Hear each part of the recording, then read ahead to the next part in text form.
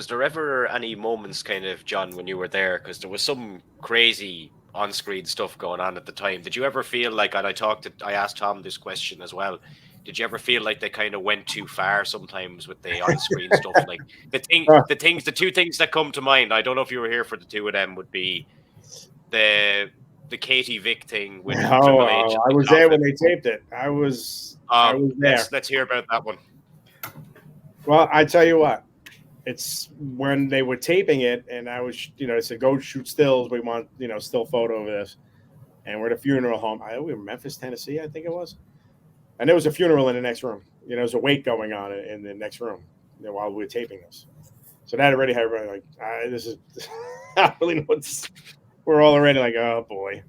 And it honestly seemed like while it was a lot of haha that was going on. So watching the taping of it didn't seem as bad as when you watched it on the screen, because I was ringside.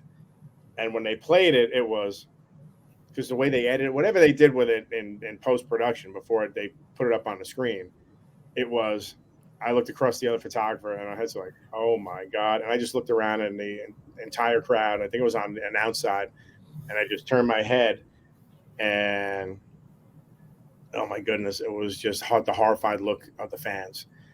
But again, during the taping of it, it seemed more haha than what they turned it into. I mean, Triple H doing the head tilt to Kane to Miz was kind of funny. But then after the fact, like, who came up with this and how was it ever allowed to be put on air? And poor Kane, Glenn, that was a good, he was a good soldier all his years with that company, and to put him through that. And the other one, crossing the line, I think when Vince spit the holy water in the church before his match with Shawn Michaels and God. And I sent one of the freelancers. We were in Milwaukee. I don't even know how they got the church. I don't know how they got the church to allow any of this.